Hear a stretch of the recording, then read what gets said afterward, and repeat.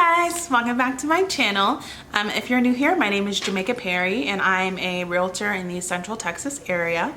If you watched my last video, then you are aware that I closed 2 transactions within the past 2 months, and one was a seller and one was a buyer. So I did want to get on here and talk about my selling process step by step in detail so that you guys can learn from my mistakes or kind of just get a peek inside what the process is actually like, what you have to do, how you have to negotiate, things like that. And I feel like it'd be beneficial to share that information, so here I am. I'm basically gonna go down my list of the steps and the phases of this transaction. So hopefully you guys find it educational or beneficial. Hopefully you learn something from this, because that is the goal. But anyway, let's get to it. So, how did I meet them? I met them through my husband. My husband has recommended me to a lot of his coworkers. I'm very grateful for him. Basically, his coworker was stating that he was going to be moving and selling his house. My husband was basically like, hey, my wife is a realtor. She would love to help you. Just let me know if you need anything. So when he got back home from work, he told me about it, and I was like, ooh, great. Like, how can I stay top of mind for them? How can I make sure that when they decide to sell their house, they think of me? Sorry, my dog is over here, and now they're both gonna come. Oh God, okay. So we had a Super Bowl party coming up. We invited them, had them come over. It was a lot of fun, but it was also a way for them to get to know me and see if I would be a good fit for them. At the end of our Super Bowl party, I was like, hey, like, if you guys want to work together, that'd be great. And she was basically like, okay, yeah, I think this could work. So after a few weeks went by, we decided to go ahead and start the process of selling. And that was pretty much how I hooked them, I guess you can say. After I sealed the deal with them, I had to do some things. So I scheduled a meetup at their house where I came up with a CMA. A CMA, if you don't know, is basically when you take the subject property, which in this case was their house, and you compare it to other homes within a 1-mile radius that have sold within the past like 180 days. So that's what I did. I came up with a price point through the CMA, and I went to their home to not only see if there had been any updates, that made the house look different from the previous listing photos from when they bought the house, and to also show them the price that I came up with and see if we all agreed on it. So basically the price that I came up with was $299,900. They did have some updates to their house. Their kitchen was renovated, they had new carpeting on the upstairs, and they painted the exterior of the home. So those were really good ticket items that were going to bring their house up in quality. And in the end, we decided $299,900 would be the best price point, because we would still get the buyers who didn't want to go over $200,000, but we would also get the buyers who were in the $300,000s but wouldn't mind going into the $200,000s, obviously. So while we were at this meeting, we definitely did a couple things. The number one goal for me was to make sure that we were all on the same page. So we agreed on the price point for the home. We agreed on when to list the home, the date. We agreed upon top priorities. So what was their goal? They wanted to get as much money as possible for their house. They wanted the best return on investment as possible. They also wanted to sell the home rather quickly because they were moving and they didn't want to have to deal with, selling a home for too long. So those were their main priorities. After that, we had also agreed upon showing restrictions. So within my MLS, I'm not sure how it is for you guys, but there's an app called Showing Time where agents or buyer's agents will go on to Showing Time, enter in the address that their clients want to see, and then they'll schedule an appointment. So I had to figure out the availability of my sellers. Like, did they want, 24-hour access, or did they want to have, Mondays blocked off, Wednesdays blocked off? So basically my client, she was a teacher. So she wasn't able to allow showings during the day because she had a dog, and her dog would be in the house by himself, and he's kind of territorial, so she didn't want to have someone go into the house and get bit by the dog. Obviously the dog is very friendly, but she's never had anyone interact with her dog without her or a member of her family being there. So it was just a risk that she didn't want to take. So the showings were Monday through Friday from, I want to say 4:30 on. So that was the only restriction that we had. She did let me know of any vacations ahead of time so I could block certain days off. But for the most part, it was pretty easygoing and we didn't run into any issues with showing time. After that, we had scheduled a few other things. We scheduled a family photo shoot and real estate photos. So if you're new into the real estate, world, industry, the one thing I recommend is to always get professional photos taken of your homes. This is a must because I see people list their homes, and if the pictures aren't good, buyers aren't going to be enticed. They're not going to want to go see it because it's not giving a good representation. When you're looking to buy a home, it's all about the visuals. They want to feel like they can live in this home. They want to see themselves inside the home. So if one, your house is too cluttered, you have pictures of your family everywhere, and on top of that, they're not professional photos, it's really going to set you back. Always do professional photos. The next thing I like to do is the family photos. That's always a plus because one, it's an opportunity for the family to get some family photos in, and two, it's good for marketing. You can post those pictures, you can pose with the for sale sign, you can then pose with the sold sign, so you have double pictures to take, double marketing strategies. It's just perfect, and it allows them to be happy because maybe they haven't had family photos taken in a long time, and this is a great opportunity, and I pay for it, so it's for free. So it's why not? After that, I left their house. So all of this took place while I was in their dining room. We were all just chatting, talking it up, getting to know each other, laughing, joking, while agreeing to all of these things and scheduling everything, making sure we were all on the same page. So basically, after that, I had a few more things to do, which was set up the MLS, work out the details of the open house, and kind of write out my marketing strategy. So the open house was beneficial because one, not only am I marketing my seller's house and trying to get them the best deal possible, but you can also get clients through open houses. Buyers are stopping by, maybe they haven't officially decided to buy something yet, but they come across the open house and they're like, all right, let's check it out and see what it's about. Maybe they don't have a realtor yet. And at that point, you can always say, hey, if you need anything, I can definitely help you. I'm a realtor and I would love to help you find homes. Just ask them questions. What are you guys looking for? Oh, okay. Well, I've definitely seen some homes like that in the area. I would love to get your information, and maybe, I could send you guys some listings, see how that goes. Or maybe you find a seller, maybe they're just looking at the open houses in the area to see what their house could potentially be worth. And in that case, you can always offer to do a CMA or stop by their house and, have a chat and tell them about the selling process. So I think it's beneficial for you and your clients. So I always recommend to do an open house. Secondly, the marketing. You need to get this listing out there. Other people have to see it. I understand that, my MLS, at least, it puts the listing on Zillow, Realtor.com, basically all of the home buying or home selling programs.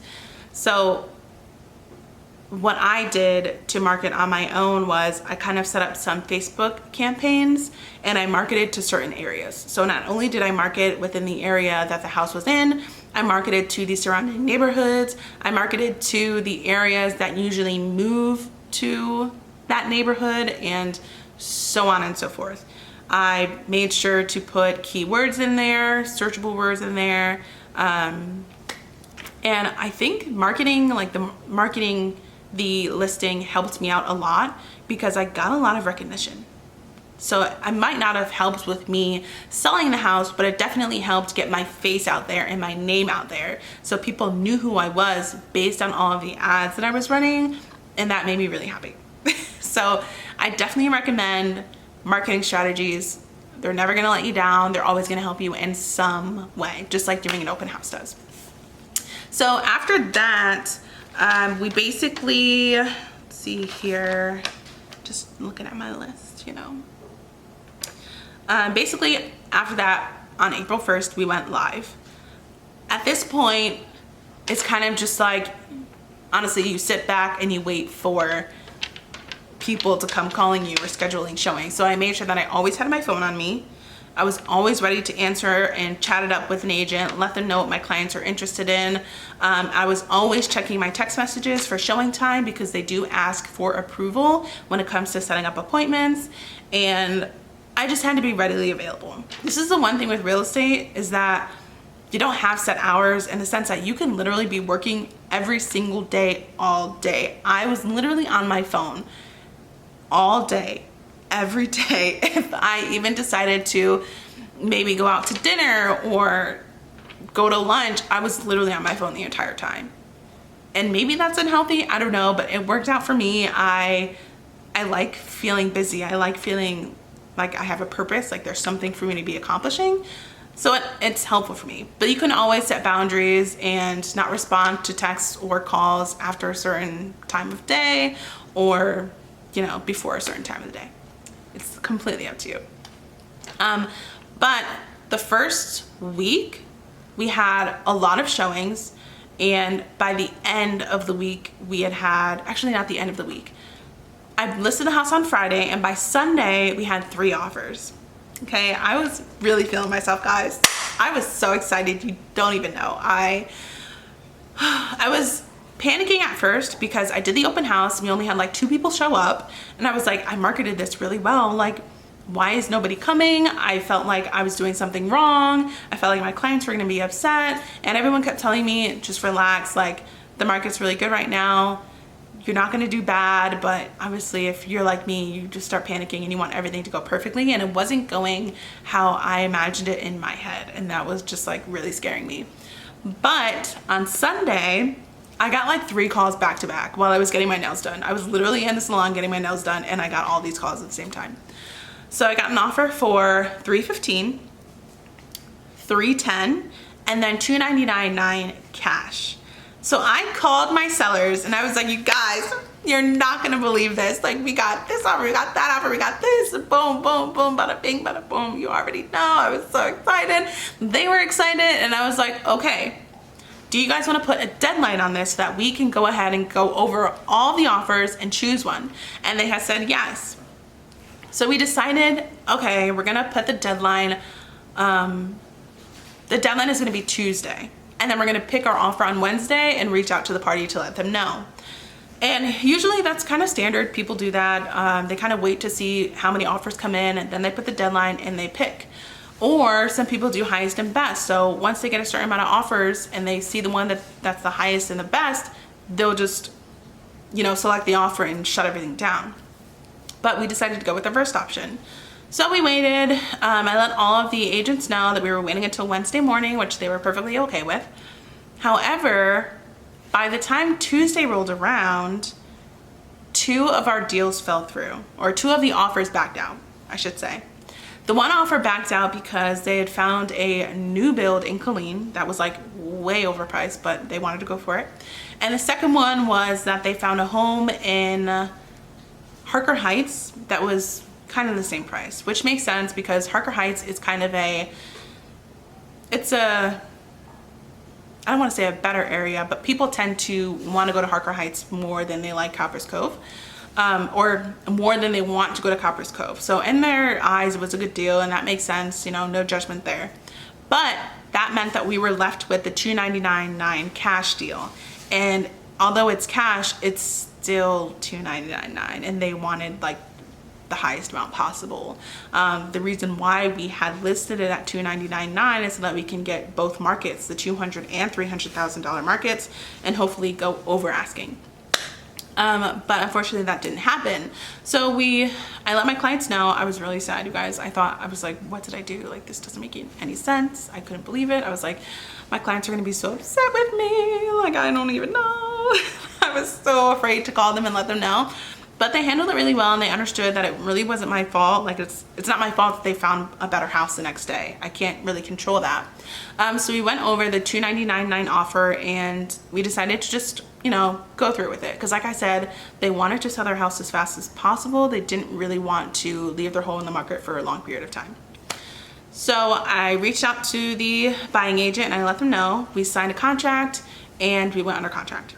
So once we go under contract, the buying agent sets up the inspection. That's pretty much always done unless they opt out of it. So they scheduled the inspection and they had an inspector come up, I think, a day later. It's best to schedule it as soon as possible because you only have a certain amount of time in your option period to pull out. So basically, I submitted all the paperwork, the contract, seller's disclosure. Keep that in mind that I sent the seller's disclosure. And I sent it to the title company, and the title company sent it to the inspector so that the inspector could view all the paperwork and then go to the house and see if there's anything wrong with it. So the buying agent got back to me and basically let me know that the roof was having some issues. Now, this was already in the seller's disclosure because Texas had that whole freeze and the hailstorms, so the sellers had to have the roof patched. But in my mind, you know, the seller's disclosure states that it was patched, so I didn't think it'd be an issue because it was already taken care of. However, the inspector didn't think that, and he felt that there was, you know, more work that needed to be done. So the buyers had asked me if the sellers had put in any insurance claims because they didn't want to buy the house and then put in an insurance claim and not be able to get anything taken care of because there was already one put in by the previous owners, which would be my sellers. So I basically let them know, like, hey, no, don't worry about it. We didn't put any insurance claim on it. So if you want to put an insurance claim down once you buy this house, you shouldn't run into any issues. However, the buyers ended up pulling out because they didn't want to risk it. They didn't want to risk buying the house all cash and then running into an issue with the roof. So they basically terminated the contract, and I was like, no. I was so upset. Oh my God. I was like, why is this happening to me? And I was so nervous. I was like, great, now I'm gonna have to tell them that something went wrong again. So I had to call them and let them know. And again, they understood. They were literally the best clients ever. Like, they understood that a lot of these things were out of my control. I did not foresee this happening. The roof was patched.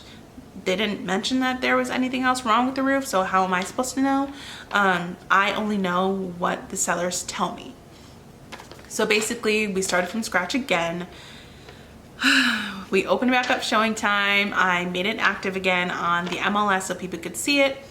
At this point, we had already been on the market for about a week, so we weren't getting as much traction anymore. Usually when you are a new listing, all the agents see it because it's brand new. They have clients who are looking for that type of home and that price point, so it shows up pretty much at the top of their list. But this time it wasn't at the top of the list because we had already been on the market for 7 days. So we had like maybe 1 or 2 showings a week. It was really slowing down. My clients were kind of getting nervous and were kind of worrying, but I just kept letting them know, like, hey, this happens. We've been on the market 7 days. Let me see how I can resolve this issue and I will get back to you. Basically, I consulted my team and we had decided to change the price a bit, not drastically, but when you change the price of a home, it bumps it back up to the top of the list again. So we changed it from $299.9 to $298.8, I believe. Once we did that, we were good to go. We got a few more showings a week. We even got a few more offers, but my clients weren't really happy with them, so we declined them. And at this point, one of my sellers was like, you know what?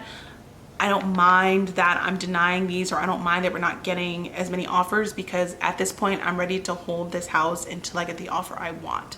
So they had made up their mind. They were gonna hold off. They wanted to get the best return on investment, and I was perfectly fine with that, and they were happy, so I was happy. So at this point, we're about 21 days in, which when I did my CMA, a lot of the homes that sold at this price point sold within about 3 weeks. So we were right on time when we got this last offer. Okay, we were right on time. So I got a call, and it was an agent from, I want to say Austin, and he was like, hey, my clients love your home. They viewed it earlier today, and I'm gonna go call them back and, you know, talk to them and see what they want to offer. But I just wanted to give you a call and let you know that my clients are interested, and we will most likely be putting in an offer. And I was like, okay, great. And I didn't really have my hopes too high because the last 2 offers were like ridiculous. I was like, no, not happening. So when he called me back and he told me that, let me see if I could figure out exactly what he said. He was like, okay, so, you know, my clients, again, they really like your house. So they're thinking, you know, they want to put in an offer for $325,000. Hopefully that works for your clients. Hopefully that's, you know, enough for your clients. Please let me know, blah, blah, blah. I was like, I mean, I don't think they'll have a problem with it. You know, it seems like a good price. Like, I think they'll be okay. But let me check. Let me just call them. You guys, I was literally shouting from the rooftops. I was so happy that we got like the best offer. Literally the best offer, because even the highest before was $315. And I was like, wow, $325, like the wait was so worth it. So I reached out to my clients and they were like, hell yeah, like let's do this right. Like, we definitely don't want to lose these buyers. And they were right, like we didn't. So we let them know ahead of time that there were issues with the roof. We said, hey, don't worry about it. We are gonna fix it for you guys before closing. So you won't have to worry about it at all. So that was a plus. We had already let them know, hey, we are aware of this and we already have a resolution. So please don't let this hinder your, you know, don't let this hinder your choice to buy this house. Basically, we went through the same process. We went under contract. They hired an inspector. They also hired a roof inspector and I want to say an electrician as well to come in. They were very thorough, which honestly, you're offering like way over asking price, I would be thorough too. So basically the roof came back. Again, it was pretty messy, and they had to get the whole roof repaired. I was like, what? The whole roof needs to be repaired? And even my sellers were like, are you serious right now? And I was like, yeah. And unfortunately, I mean, honestly, you guys, this is $25,000 over asking. Do you really want to lose this deal over the roof? Because the roof, I think, was maybe like $7,000 to fix.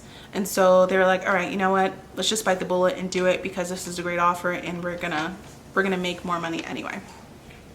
So we had agreed. We wrote up a repair amendment, and on the repair amendment, it was to fix the roof, to assess an outlet that seemed to be having issues, and to have the HVAC serviced. There was nothing wrong with the HVAC, but they just wanted to have it serviced just to make sure that there was nothing wrong with it because they had pets. And you know, the inspector was saying something about dog fur and all that stuff.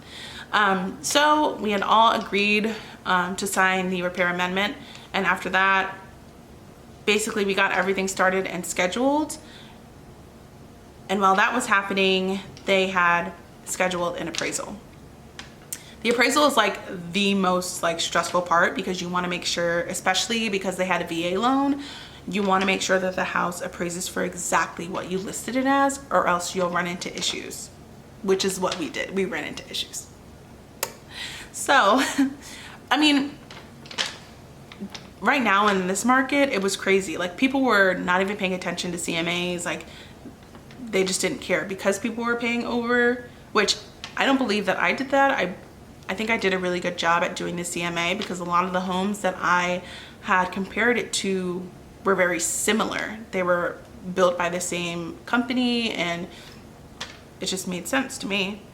But after a few weeks, it was supposed to take maybe like 4 days, but a week and a half had gone by, and I reached out to the buyer and I was like, hey, like what's going on? Did you get the appraisal back? And he basically said that it was in Tidewater, and Tidewater means that the appraiser is coming up with a number that doesn't match mine.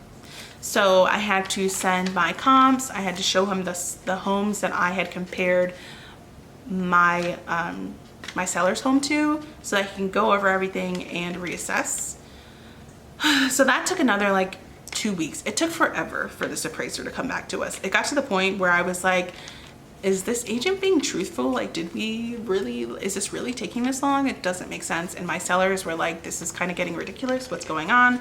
But we stayed patient, and eventually our appraisal came in. Our appraisal did come in at $270, which was kind of a shocker for me, but it didn't really matter because the buyers had such a big cash portion of the sale that they didn't care.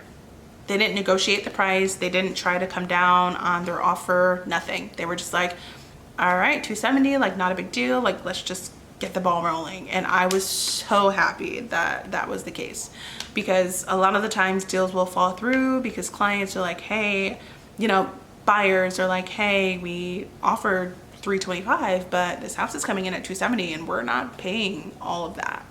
And so then you'll run into like a dispute and things will fall apart, and we definitely didn't want that. And I'm super grateful that the buyers didn't really care, because if I were buying a house, I would have cared. But hey, some people have the money to spend, so I was like, awesome. So basically after that, we let the title company know that we were all in agreement, everything was signed, and we had to schedule a mobile notary. Because one, we kind of got pushed back a bit due to the appraisal, and both of my clients had to travel to Virginia. The one client was already gone in Virginia, but the other one, since we had to push it back a day or two, she was going to be on the road. So I had to kind of maneuver my way around that situation because it can kind of get messy. And we had to have the mobile notary go to Virginia, and we had to have a mobile notary meet my other client at school on the very last day of school to sign all this paperwork before she left. So thank God that went smoothly. The buyers, they signed everything at the title company, and I met them over at the house to give them the keys, let them know about the electric company, the security passwords, pretty much everything about the house so they could settle in smoothly. And it was also really nice to meet them because, you know, you want to put a name to a face, and it was just really nice. They were really happy with the house, and I was really happy that they were happy with the house. So it was kind of, for me, like everything was coming full circle, and I was like, I'm so happy that I did this. It was literally like very easy. Like, of course we ran into some bumps in the road, but you just have to have some faith and everything literally is going to fall in place. If you're doing everything right, you can't control every single outcome. Like, I can't control the buyers backing out of their offer. That's not something I can control. I can't control the inspector's opinion. I can't control the appraiser's opinion. You kind of just have to roll with it and be able to resolve certain issues and just be flexible. So that's pretty much how my selling process went. Hopefully it all made sense. I have my two dogs running around and they're very distracting, but I don't want to put them in their cage because I'd feel bad. And I'm just feeling like a little, like, just all over the place right now because I have a lot going on. But hopefully it all made sense to you. Please let me know if you guys want me to record another one and be more clear. I 100% will. I just want to make sure that you guys are learning from my content. That's pretty much the whole point of having this channel. But again, I loved the process of selling that home. It was so much fun. I learned so much. Oh, the last thing. So I told you to keep in mind that I sent the seller's disclosure to the title company. So after selling the home, I had a meeting at my office. It was just like an educational meeting. A title company came by just to, you know, it happens all the time. People want to meet you. They want to teach you things about their brokerage or their title company or their insurance policies and all of that stuff, home warranties. So during this meeting, he had mentioned, and thank God he mentioned this, he said, whatever you do not send the seller's disclosure to the title company. He said if you send the seller's disclosure to the title company, they have no choice but to send it to the inspector. And the inspector is going to look at that seller's disclosure and now have a biased opinion of the home because of what they see on the seller's disclosure. So for example, they had put that they had the roof patched. Okay, problem solved, they had the roof patched. But because he had seen that when he came to the house to do the inspection, he didn't even get on the roof. He doesn't get on the roof for two-story homes, and this was a two-story house. But he wrote in his inspection, have roof checked, you know, some pieces were some shingles were lifting and blah, blah, blah. And I'm like, how did you even come up with that opinion if you didn't get on the roof? And I'm assuming he came up with that opinion based solely off of the seller's disclosure, which isn't fair in my opinion. Like the buyers are already aware of the roof situation because they had to sign the seller's disclosure.